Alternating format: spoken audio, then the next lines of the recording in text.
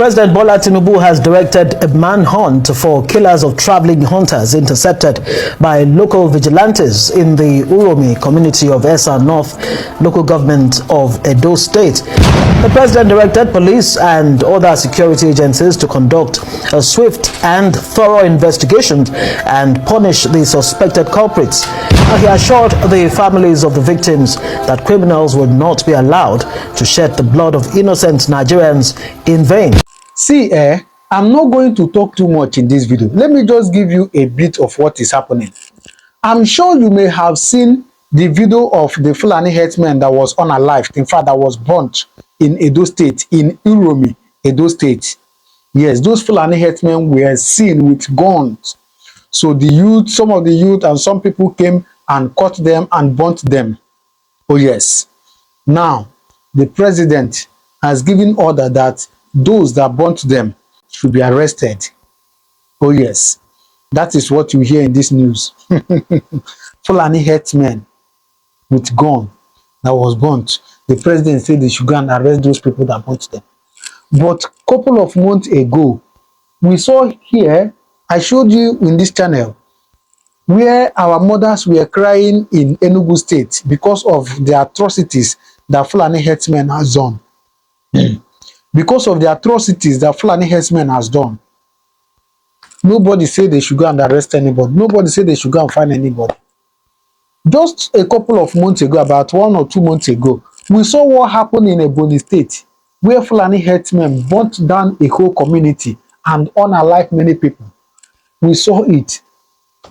Nobody was arrested. Nobody said anything. But just 6 Fulani herdsmen, 6 was unalived. And the president has given order that those that unalived them should be arrested. Please, as I said, I'm not going to talk too much. Watch this video, then you drop your comment on the comment section. According to the president, jungle justice has no place in Nigeria, and all Nigerians have the freedom to move freely in any part of the country. And the Edo State Governor, Monday Okpebholo, has visited Uromi, where the killing happened. He condemned the involvement of members of local vigilante group, Edo Security Network, and vowed that the perpetrators will not go unpunished. He also directed the police and other security agencies to immediately begin an investigation into the killings. Well, let's bring in retired Major General Cecil Esehaibe, a former defense advisor at the Nigeria High Commission in the United Kingdom and now a security consultant. Thank you so much for joining us tonight. Thank you for having me on this one. Thank you for viewers. Great. The tragic incident in Uromi has shocked a lot of people. Jungle justice in broad daylight. Yeah. From a security standpoint and an indigene of Edo State who understands the terrain, what exactly is going on with the security situation and what do you think went wrong in Uromi? Yes, thank you very much. You know, security situation is insidious. It doesn't come overnight. So there are indicators which you must tap into to know how to make preparations to address them. You see, in the absence of in 2020, those states started witnessing this surge in kidnapping and all sorts. So I remember a few retired officers led by General AVM Okpere set up, you know, some group of officers to midwife the Armed Force vigilante group that were operating at that time. Armed Force is the sense that there is no command and control. Some people just gather them together to say they are vigilantes. So we tried to midwife that Armed Force structure and they came in with a very viral structure. But the government at that time did not give us the support. Number one, you need an enabling act to be able to operate. What we did was to operate under the community policing.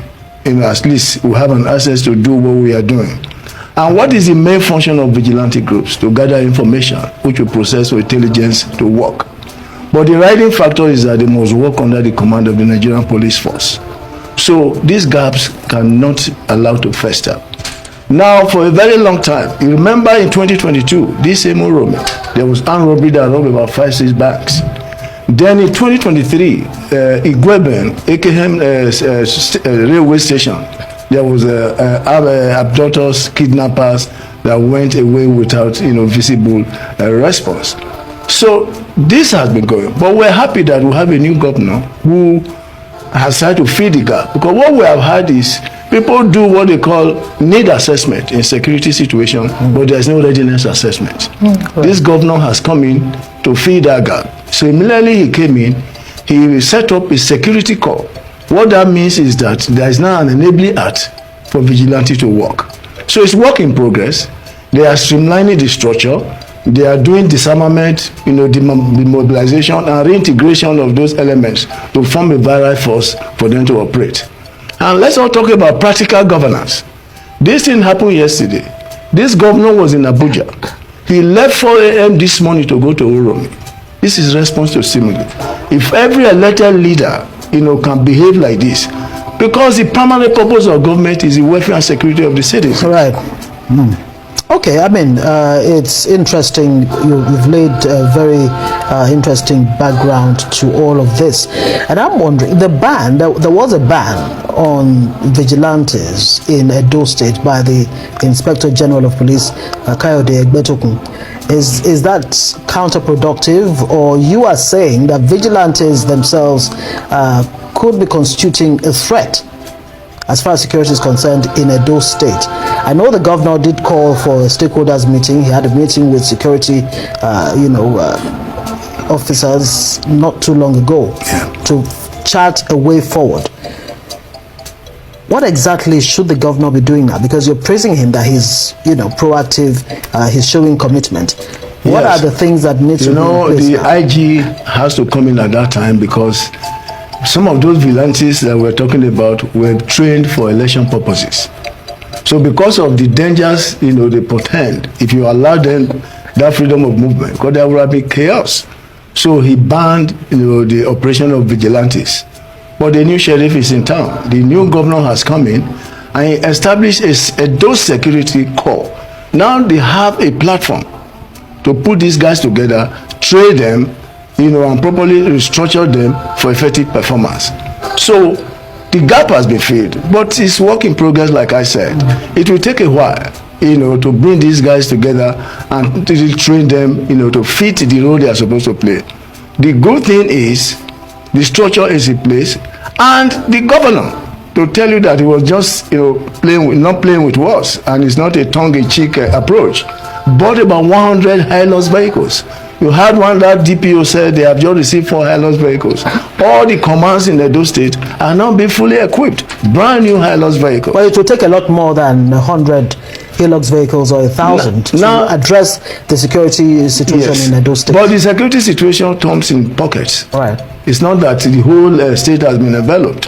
So with mobility, you are able to respond when area A is attacked and area B is free. So they all mop up their resources and logistics, to assist. But you cannot operate without equipment.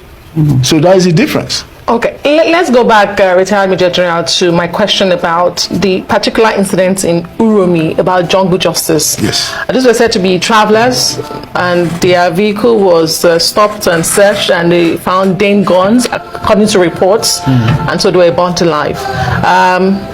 How do we address the situation? I think the question that really is bordering for me is, how is it that communities are able to take laws into their hands? Is it that they lack faith in the